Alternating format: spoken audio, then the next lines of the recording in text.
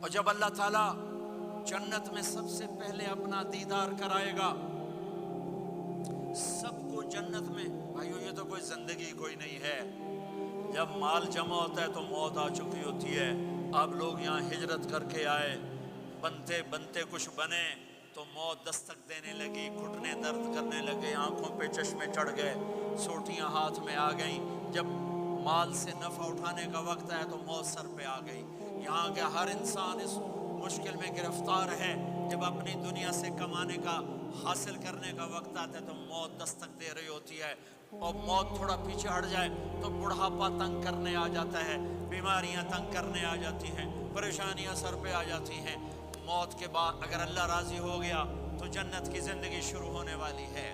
جنت کی زندگی شروع ہونے والی ہے جس میں اللہ تعالیٰ سب سے پہلا جو ویلکم کرے گا جنت والوں کو، وہ یہ نہیں کہے گا میرے ایمان والے آ گئے، تہجد والے آ گئے، نمازی آ گئے.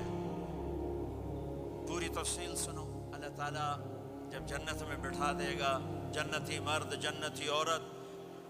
ہمارے ابا اور اماں کا قد کتنا تھا کچھ پتہ ہے؟ 130 فٹ. کتنا بھائی؟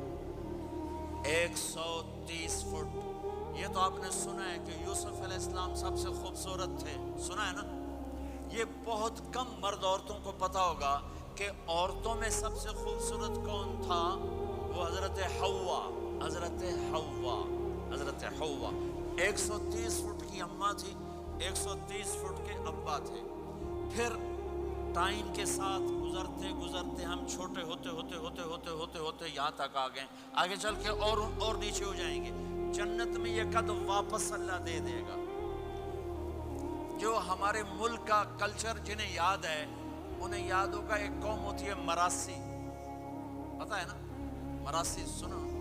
بڑی نازک قوم ہوتی، صرف زبان کی روٹی کھاتے ہیں، کم کو نہیں کرتے.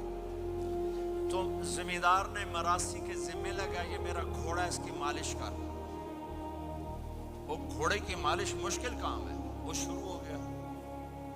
جب زمیندار گھر گیا وہ سو گیا. وہ سویا تو چور گھوڑا کھول کے لے گئے. جب صبح اس کی آنکھ کھلی تو گھوڑا غائب تھا. تو اس نے کہا ابھی مارے گئے، آج میری خیر نہیں.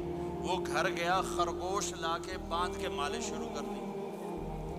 جب تھوڑی دیر بعد زمیندار باہر نکلا، اس نے کہا میرا گھوڑا کی دیکھے جی آئے کھلوتا ہے. اس نے کہا تیرا ستیہ ناس ہوئے، گھوڑا ہے تو خرگوش ہے. صحیح گھوڑا ہے. ساری رات مالش کی تھی تو گھس گھس گھس گھس گھس گھس گھس اے آخر.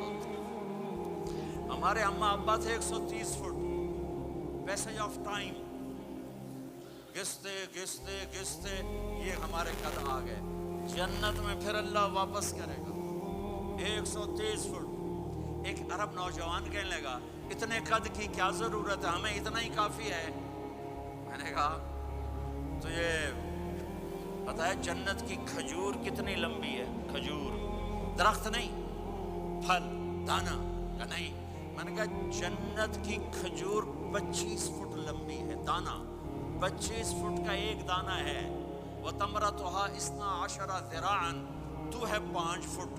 تو کھجور کے نیچے سے گزرا، اوپر سے ایک دانہ تیرے سر کے اوپر گرا، تو وچے مر جاؤنا.